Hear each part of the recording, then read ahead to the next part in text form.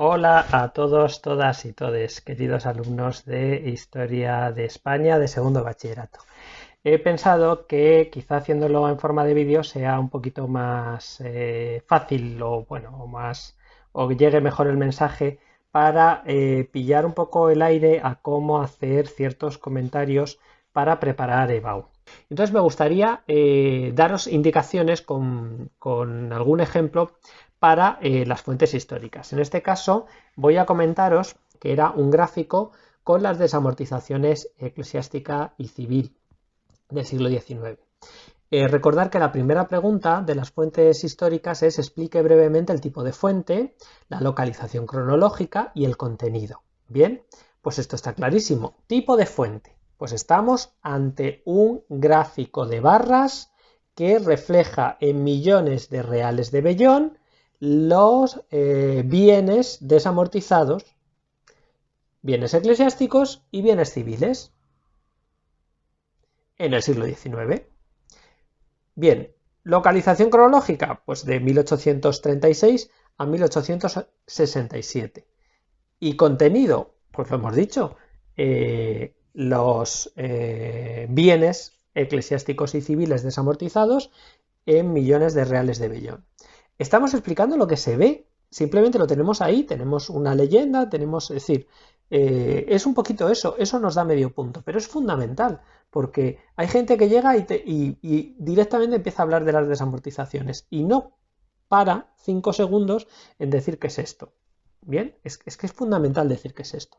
Vale, en la leyenda vemos que para los bienes eclesiásticos utiliza una barra gris clarita y para los bienes civiles una barra gris oscura, con lo cual en la segunda pregunta explica el contexto histórico de las desamortizaciones, pues ahí ya sí que tenemos que empezar a hablar de que en el siglo XVI hay fundamentalmente dos desamortizaciones: la desamortización de Mendizábal de 1836-37, que correspondería a la primera columna, y que luego tenemos la desamortización de Madoz de 1855, a la que equivale la la tercera y la cuarta columna, ¿no? Primera y segunda sería Mendizábal, tercera y cuarta Madoz. Fijaos, porque es muy interesante. ¿Qué es lo que nos está diciendo el gráfico? Nos está diciendo que en la primera desamortización, la de Mendizábal, 1836, casi todos los bienes incautados son bienes eclesiásticos.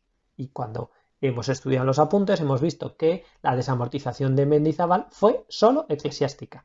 Hay un poquito de bienes civiles, pero muy poquito, porque es fundamentalmente eclesiástica. Sin embargo, la desamortización de Madoz fue eclesiástica y civil. Y entonces, si os dais cuenta, hay una columna grande de bienes civiles y una columna un poquito, la mitad más o menos, de bienes eclesiásticos. Son bienes eclesiásticos que no habían sido desamortizados en Mendizábal, que tienen que ver con capellanías, hospitales, congregaciones que tienen que ver con gremios y ayuntamientos, que son un mixto entre civil y eclesiástico. Con lo cual, con este gráfico y con lo que nosotros sabemos de los apuntes, realmente podríamos contestar perfectamente esta pregunta, ¿no?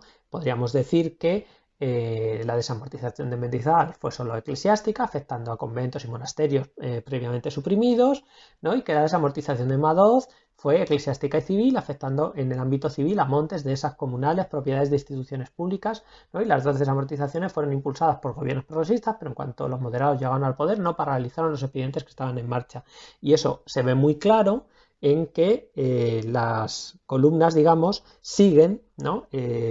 La segunda columna, 1845-1854, hace referencia a la década moderada, y durante esa década moderada hay poquito, pero hay algo de desamortización, es decir, se continúa el proyecto. Y en cuanto a la desamortización de Madoz, lo gordo se recauda entre 1858 y 1867, que ya no es un gobierno progresista, con lo cual pues ahí tendríamos la clave, pero bueno, esto es para aquellos que sepan leerlo un poquito más allá. Bueno, creo que era una fuente fácil si no sabíamos bien el tema, es decir, nos da ese tipo de dato que nos ayuda si te sabes el tema. Si no te sabes el tema, claro, tú ves ahí unas barras y no sabes muy bien qué es esto. Hola a todos, queridas, queridos, querides. He decidido pues hacer otro vídeo comentando una fuente histórica, en este caso una fuente del siglo XX. Y bueno, en este caso he vuelto a elegir una fuente secundaria, es una tabla, con lo cual, bueno, tenéis aquí la imagen de la tabla. Y representa el número de huelgas entre 1963 y 1972, ¿no? Es decir, estamos en el franquismo. Vale.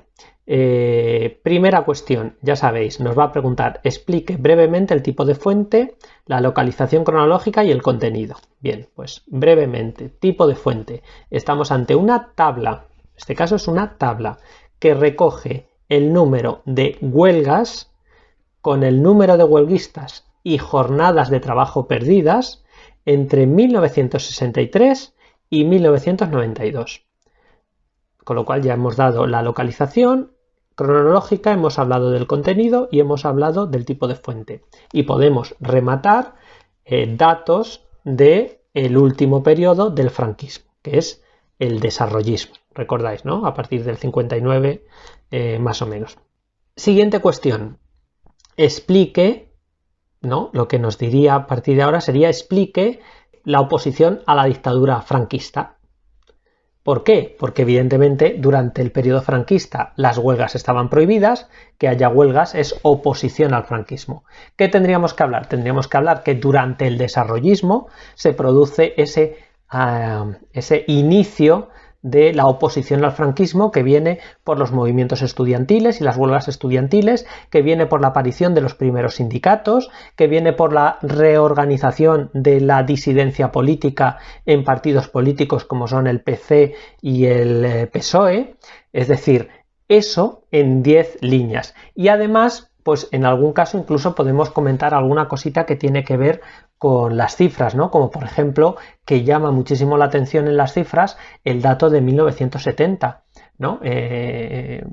Hasta ese dato triplica cualquier otro de los datos que hay sobre huelgas. Y entonces, pues el que esté más avispado, pues seguramente caerá en que tiene que ver con los procesos de juicios a la disidencia del franquismo, como puede ser el famoso proceso contra los líderes de comisiones obreras, ¿no? Que tenéis en los apuntes. Con lo cual, por ahí tendría que ir la cosa. No hay que contar mucho, sino que hay que relacionar esta fuente con lo que nos cuenta o con lo que seguramente nos tiene que venir en los apuntes, ¿no? Esa es un poquito la idea. Ya os lo digo siempre, si nos sabemos el tema, la fuente siempre nos saldrá bien. Bueno, espero haberos dado un par de indicaciones. Ánimo, confío mucho en vosotros y espero que sigáis bien. Chao.